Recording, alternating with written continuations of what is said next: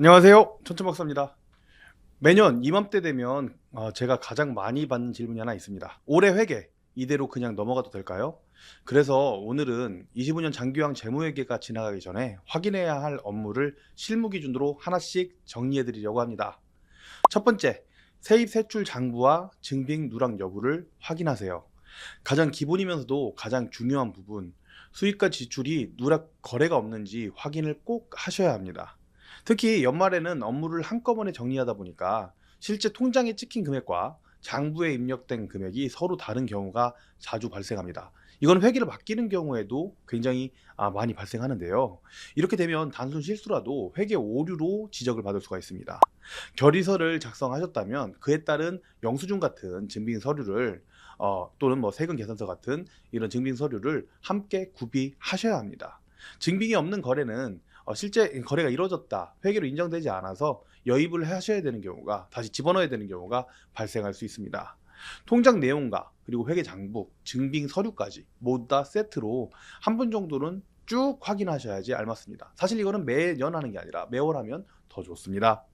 확인사항 두 번째, 25년 1월부터 12월 31일까지 결의서가 모두 입력이 돼 있다, 확인이 됐다면 이어서 세입세출 결산서도 확인을 해주세요. 희망 이음에서 인사회계, 회계관리, 결산관리, 결산보고서에 세입 세출 결산서를 경로로 해서 들어가셨을 때 해당 연도에 작성한 예산보다 초과 지출된 항목이 있다거나 예산에 편성되지 않은 개정 과목이 사용된 경우에는 사실은 먼저 추가 경정 예산을 편성하고 썼어야 되는데 이게 좀 늦어졌잖아요. 그게 안 되더라도 12월 31일까지는 추가 경정 예산을 하셔야 합니다.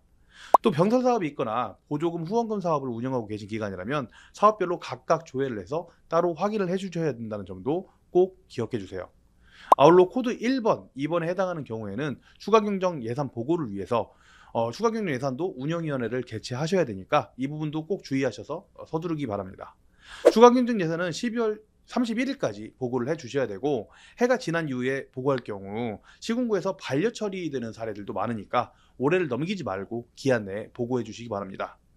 올해 가기 전에 하셔야 될 세부사항 세 번째, 세입결산서에 적힌 장기환 급여 수입 금액이 공단에서 실제 지급한 장기환 급여액과 서로 일치하는지 확인해 주세요.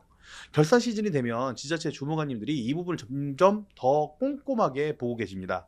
공단에서 관리하고 있는 급여 수입 금액과 결산서에 입력을 한 신고한 금액이 조금이라도 다르면 결산이 반려가 되고 소명서를 제출을 해야 되는 경우도 점점 늘고 있어요. 그래서 결산 보고하시기 전에 미리 한번 꼭 확인해 보시는 걸 추천드립니다. 장기환 보험 시스템에 접속을 하셔서 지급 관리에 장기환 연말정산, 장기환 급여비용 연간 지급 내역을 조회를 합니다. 이 내역을 통해서 환수로 인한 감액 금액이 있는지, 그리고 실제 통장에 입금된 금액과 일치하는지도 확인해 보시면 됩니다. 이 부분만 사전에 점검해 두셔도 내년에 결산하실 때 결산 과정에서 훨씬 더 수월하게 진행할 수 있습니다. 오늘은 이렇게 25년이 지나가기 전에 미리 살펴야 하는 회계, 그리고 그 이유 세 가지에 대해서 영상을 통해서 안내를 해드렸습니다. 진행하시다가 혼자 확인하기 어렵거나 도움이 필요하신 경우에는, 또 회계를 직접 하시기 어려운 경우에는 고정 댓글에 안내된 상담을 통해서 언제든 도움 받아보시기 바랍니다. 지금까지 저는 국회의원 천천박사였습니다. 감사합니다.